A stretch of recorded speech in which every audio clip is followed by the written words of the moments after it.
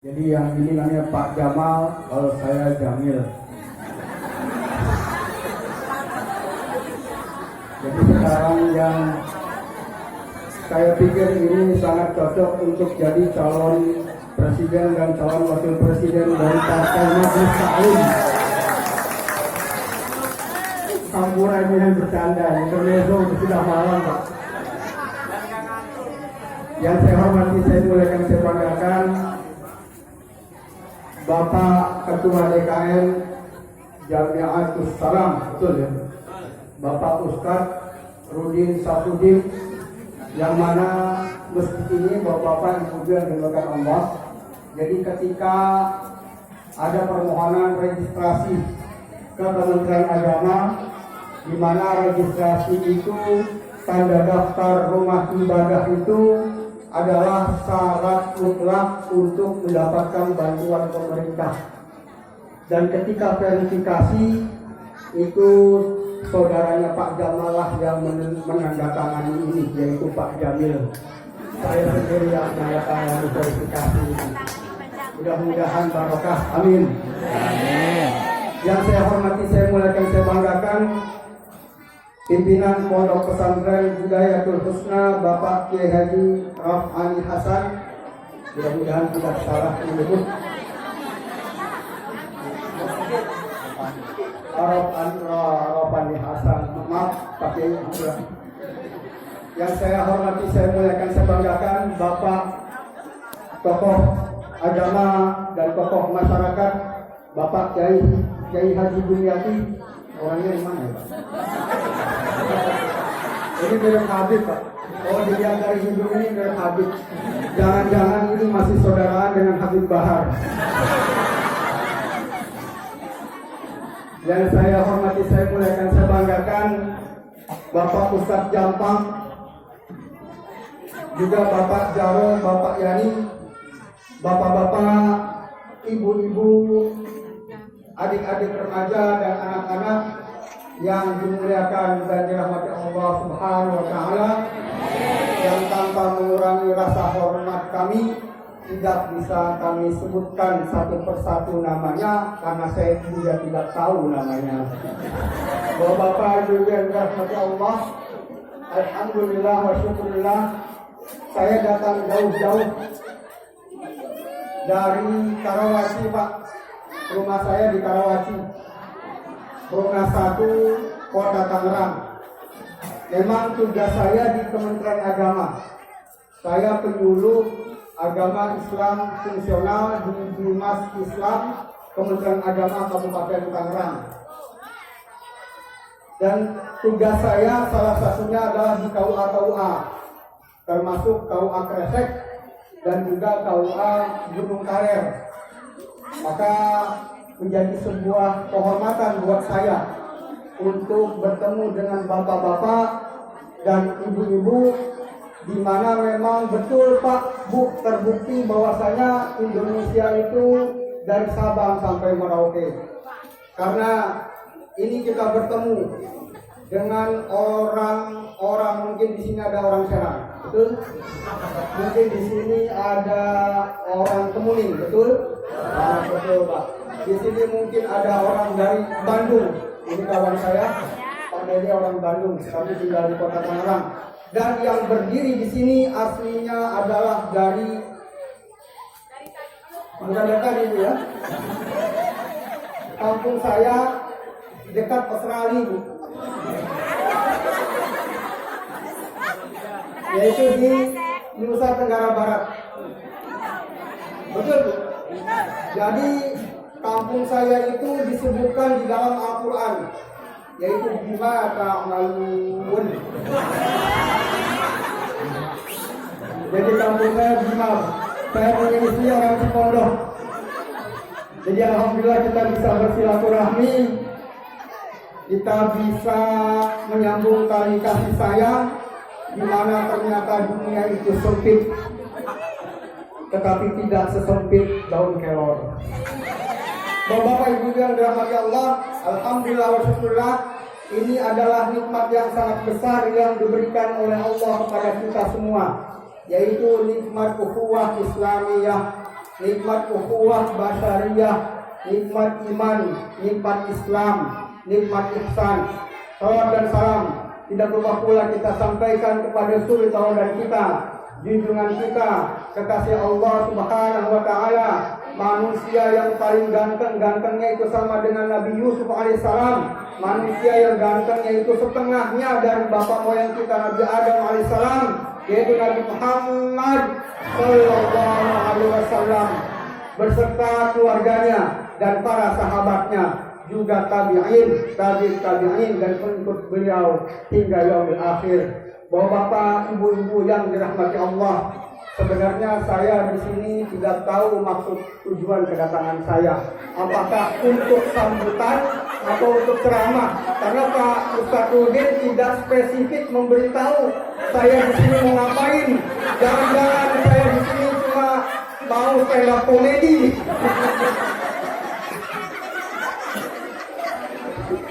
Udah malam lah ya, jadi lebih baik intermezzo aja. Sebenarnya tujuannya apa kayak gini? Ya Allah, saya nggak nyangka karena saya tidak ada persiapan. Tapi karena saya termasuk ulil amri, bapak-bapak, ibu-ibu yang dirahmati Allah, ada ulama, ada umara. Saya tidak termasuk ulama. Mungkin baru ya, Pak. Saya termasuk umaro sama dengan kembaran saya, Bapak Jokowi. Maka ketika di mobil saya siap-siap ayat apa yang akan saya sampaikan. Akhirnya karena ini oleh Kementerian Agama sering diungkapkan, maka saya insya Allah akan membacakan ayat ini. A'udzubillahi minasyaitonirrajim. Bismillahirrahmanirrahim. Innallaha ya'murukum an tu'addul amanati ila ahliha wa idza hakamtum bainan nasi an tahkumu bil 'adl. Innallaha ni'ma ya'idzukum bih. Innallaha kana sami'an basira. Itu baru satu ayat. Masih ada banyak ayat saya sampaikan. Kata Pak Kiai, ya salam. Sesungguhnya Allah ya'murukum, innallaha ya'murukum. Sesungguhnya Allah menyuruh kalian an tu'addul amanati ila ahliha, untuk menyampaikan amanat kepada ahlinya yang harus disampaikan amanat tersebut. Wa idza akantum bainan nasi an tahkumu bil adli, dan apabila engkau memerintah kepada manusia maka memerintahlah dengan adil. Innallaha ni'ma ya'idzukum bih. Innallaha kana sami'an basira. Bu, Ibu kenal Omnibus Law? Kalau Omnibus Law kenal nggak? Alhamdulillah. Kemarin kita dikagetkan oleh situasi politik yang cukup memanas. Walaupun saya tidak mau menambah panas situasi politik, yaitu pemicunya adalah Omnibus Law. Tapi ini bukan saudaranya Omnibus Law. Undang-undang ini adalah undang-undang semua. Ada undang-undang ketenaga kerjaan, namanya juga cipta kerja. Termasuk di dalamnya tentang pajak, termasuk di dalamnya tentang lingkungan hidup. Kalau kita ingin membaca halaman demi halaman rancangan undang-undang ini sebelum disahkan, maka isinya adalah terdiri dari 905 halaman. Sanggup, Bu?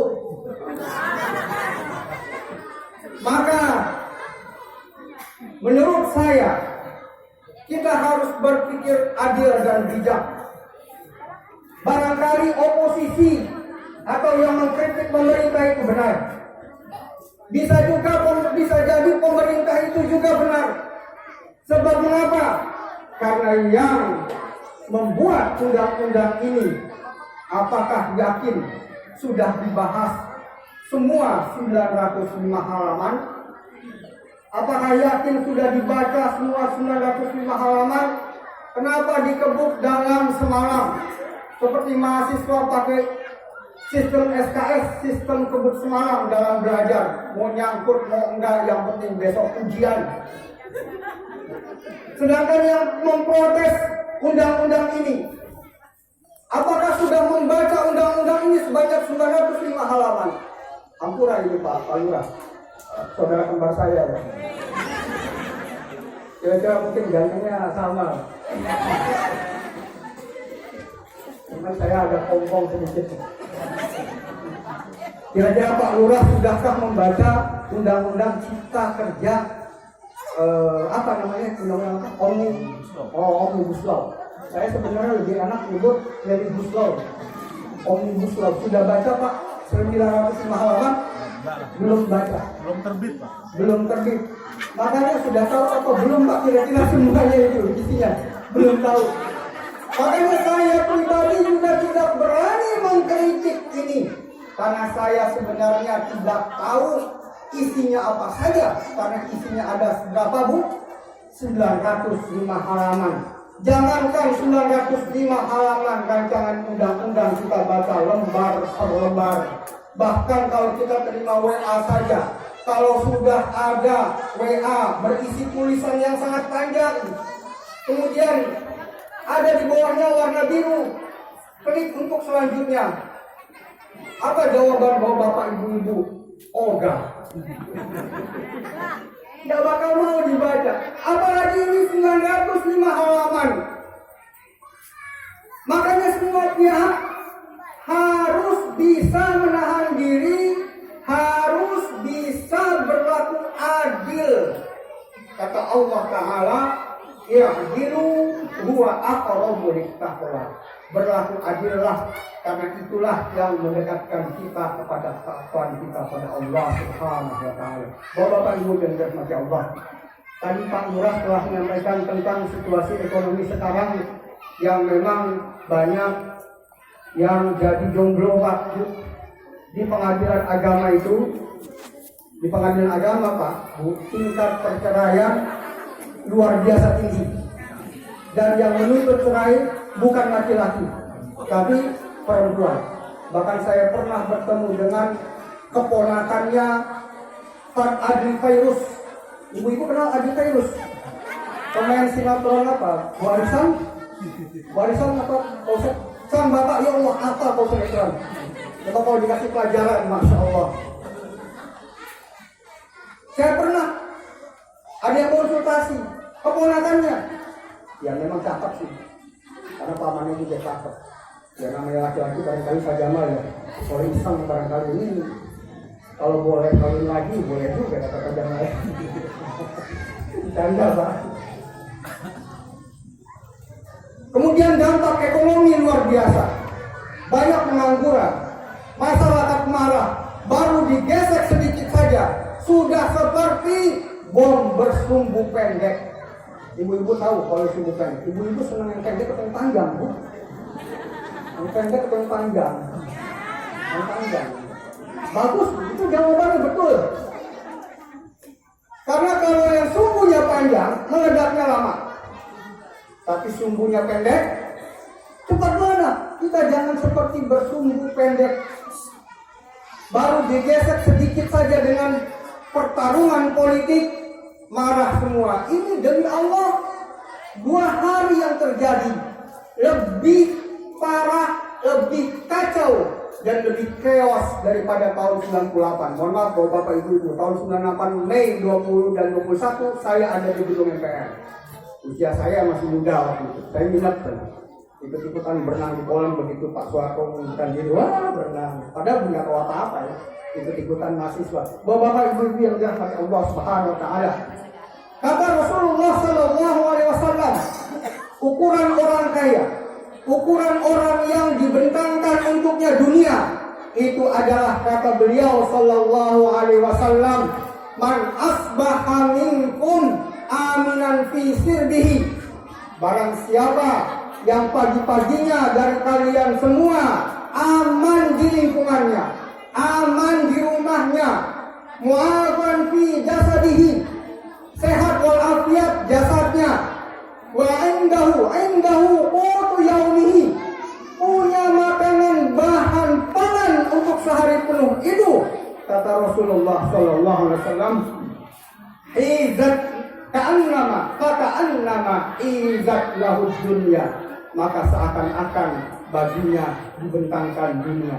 Saya ingin bertanya bapak-bapak, ibu yang dirahmati Allah, apakah bapak-bapak, ibu-ibu hari ini dari pagi sampai malam ini merasa aman di rumah dan lingkungan? Alhamdulillah. Apakah bapak-bapak, ibu-ibu dari pagi sampai saat ini badannya sehat walafiat? Alhamdulillah. Apakah bapak-bapak, ibu-ibu dari pagi sampai malam ini punya bahan makanan pokok di rumah ataupun di sini? Punya. Berarti bapak-bapak, ibu-ibu hari ini menjadi orang kaya. Selamat Pak Bu. Amin.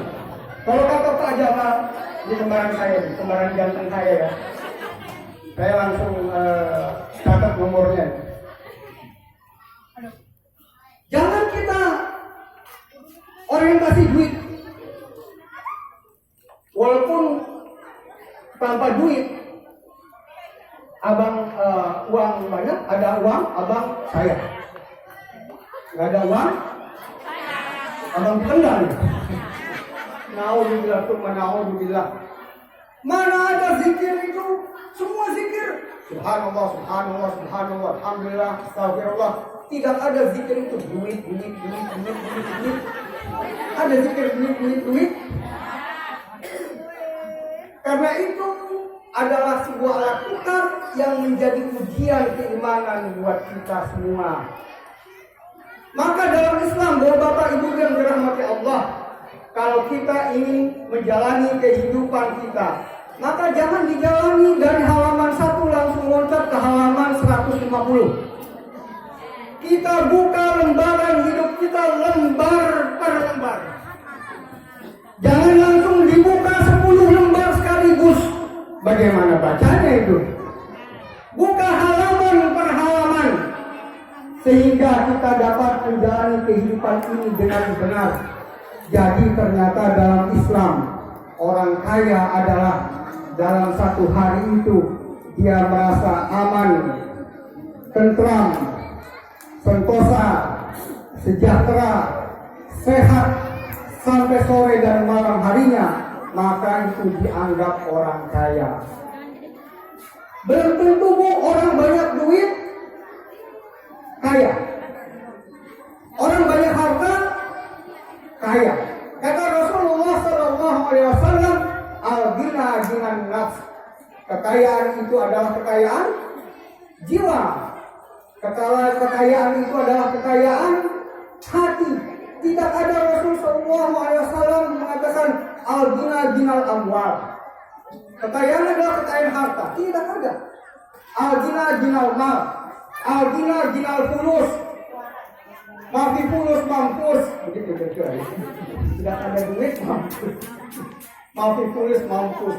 Ada orang mengatakan seperti ini. Kullu syai'in diaturin. Wa kullu aturin difulusin. Wa biduni fulusin mampusin. Semua sesuatu dengan aturan. Segala aturan dengan fulus. Tidak ada fulus mampus. Oh, ini sesat ini Bu. Dan diikuti ini. Saya rasa di pesantren nggak ada pelajarannya. Ini pelajaran orang-orang frustasi. Bapak, ibu-ibu yang dirahmati Allah Subhanahu wa Ta'ala. Maka dalam Islam itu ada yang namanya syahwat. Kalau kita pernah belajar Al-Iskandari, apa namanya? Syarah Al-Hikam Pak ya? Oke, Syarah Al-Hikam. Ada yang namanya syahwat, ada yang namanya himmah, ada yang namanya semangat syahwat, ada yang namanya semangat himmah. Semangat syahwat adalah semangat yang hanya didasari oleh nafsu dirinya sendiri, tidak untuk taat kepada Allah dan Rasulnya, hanya untuk gengsi pribadi. hanya untuk kerakusan saja. Tapi himmah adalah semangat untuk mencapai ketakwaan pada Allah Subhanahu wa Ta'ala. Saya ingin bercerita kisah antara Udin dan Abdul. Ini adalah contoh himmah dan contoh syahwat. Nanti mau bapak ibu-ibu bisa bedakan mana syahwat, mana himmah. Satu hari Abdul kangen sama gurunya, sama kiainya. Lalu ingin sowan silaturahim, bertabaruk kepada kiainya. Lalu mengatakan kepada istrinya, belum istri ya, tanya salah ini. Lalu dia melihat ke belakang rumahnya, tidak didapati apa-apa. Hanya apa? Singkong. Hanya singkong Pak. Dicabut singkong itu, dibersihkan, ditaruh dalam plastik, kemudian dibawa ke rumah kiainya. Assalamualaikum kiai. Lalu istrinya menengok dari horden, Pak, itu ada Abdul, suruh masuk. Lalu masuklah dia. Seperti biasa Pak, Bu, cium tangan bolak-balik. Bolak-baliknya sekali, 2 kali, cukup 2 kali. Setelah masuk, lalu karena kangennya ingin ngobrol, bersilaturahmi, mohon maaf Pak Kiai hampura. Saya ini kalau bahasa Sunda misalnya hampura aja, naon hampura. Kalau bahasa Sunda barangkali misalnya tadi saya agak paham tuh mandi masuk ya, betul keluar ya, teka datang ya, merana merene kesana kemari. Teman saya pernah ditanya dulu, kenapa nggak mau nikah sama orang pesek, nanti diajak merana. Maaf ini maaf. Lalu setelah lama berbincang-bincang, pamitlah Abdul tadi. Kata kiainya, tunggu sebentar Abdul, saya mau kasih sesuatu. Ini saya terima ya. Iya Pak Kiai. Dicium tangan lagi, balik sekali 2 kali. Singkongnya dimasukkan ke dalam. Lalu berkata kepada istrinya, wahai istriku, wahai istriku tercinta, kira-kira apa yang bisa dikasih kepada Abdul? Istrinya bilang, aduh, oh iya, ada kambing di belakang. Lalu diambillah kambing itu. Abdul, ini kambing buat kamu, silakan. Betapa terkejutnya Abdul, dalam hati Abdul, alhamdulillah, bagaimana barangkali ini adalah rezekinya anak soleh. Lalu pulanglah Abdul ini membawa kambing. Di tengah perjalanan bertemu dengan Udin. Kagetlah Udin. Dalam hati Udin, Abdul, perasaan saya Abdul itu orangnya kere ya, gak punya duit, kok bawa kambing, beli dari mana itu? Ditanya Abdul, Abdul, kamu bawa kambing lo mencuri? Oh enggak, dari mana itu? Dari kiai. Kok bisa? Begini ceritanya, saya datang soal ke rumah kiai bawa singkong, lalu toto saya dikasih kambing. Lalu bermainlah otak bisnisnya Udin. Pulanglah segera Udin ke rumah, mengambil uangnya dan pergi ke pasar, lalu mencari durian montong. Pergilah ke rumah kiai. Sampai di rumah kiai, Assalamualaikum kiai. Udin, silakan masuk. Dicium tangan bolak-balik 10 kali. 1, 2, 3, 4, 5, 6, 7, 8, 9, 10. Lebih berkah. Kenapa? Di dalam otaknya Udin sudah otak bisnis. Kalau dia bawa singkong dapat kambing 1, apalagi saya bawa durian montong. Setelah lama berbicara dengan kiainya, melepas rindu, lalu diberikan, mohon maaf Pak Kiai, saya hanya bisa memberikan oleh-oleh durian montong. Mohon maaf, mungkin saja ini bisa diterima dan menjadi barokah. Terima kasih. Ya ambillah durian montong itu ke dalam. Ditanya istrinya Kiai, ya, kira-kira apa yang bisa dikasih ke Abdul? Udah habis punya kita. Oh iya, kata istrinya, saya masih punya singkong. Tadi singkong itu dari Abdul, kasih adik Udin. Lalu kemudian diberikanlah, saya pikir ini ada yang pernah cerita ya, cerita ini ya Bu ya. Diberikanlah kepada Udin. Kagetlah Udin. Dia berharap dapat kambing 2 ekor. Ternyata